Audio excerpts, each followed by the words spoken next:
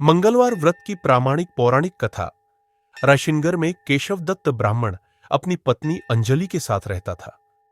केशव दत्त के घर में धन संपत्ति की कोई कमी नहीं थी। नगर में सभी केशव दत्त का सम्मान करते थे, लेकिन केशव दत्त संतान नहीं होने से बहुत चिंतित रहता था। दोनों पति पत्नी प्रति मंगलवार को हनुमान जी की पूजा करते थे। विधिवत मंगलवार का व्रत करते हुए कई वर्ष बीत गए। ब्राह्मण बहुत निराश हो गया, लेकिन उसने व्रत करना नहीं छोड़ा।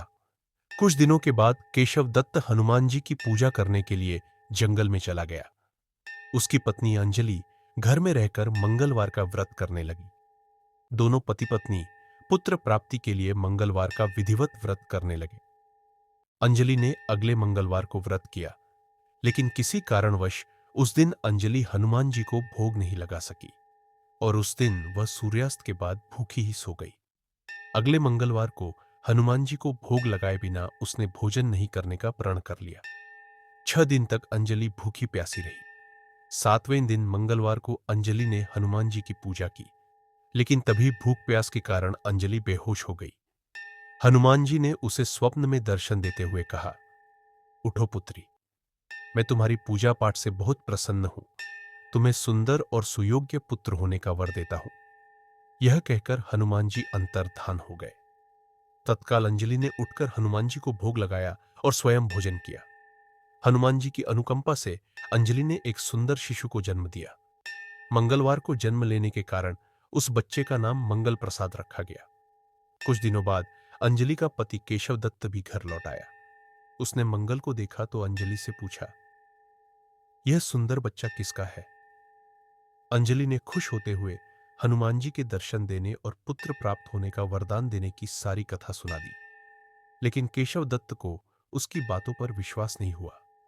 उसके मन में पता नहीं कैसे यह कलुषित विचार आ गया कि अंजलि ने उसके साथ विश्वासघात किया है।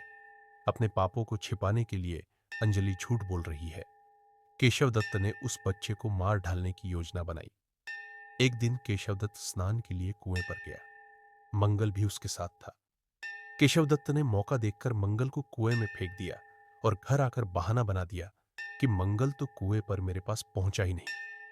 केशव दत्त के इतने कहने के ठीक बाद मंगल दौड़ता हुआ घर लौट आया। केशव दत्त मंगल को देखकर बुरी तरह हैरान हो उठा। उसी रात हनुमान जी ने केशव दत्त को स्वप्न में दर्शन देते हुए कहा, तुम दोनों के मंगलवार के व्रत करने से प्रसन्न होकर पुत्र जन्म का वर मैंने दिया था, फिर तुम अपनी पत्नी पर शक क्यों करते हो? उसी समय केशव दत्त ने अंजलि को जगाकर उससे क्षमा मांगते हुए स्वप्न में हनुमान जी के दर्शन देने की सारी कहानी सुनाई। केशव दत्त ने अपने बेटे को हृदय से लगाकर बहुत प्यार किया। उस दिन के बाद सभी आनंद पूर्वक रहने लगे। मंगलवार का विधिवत व्रत करने से केशव दत्त और उनके सभी कष्ट दूर हो गए।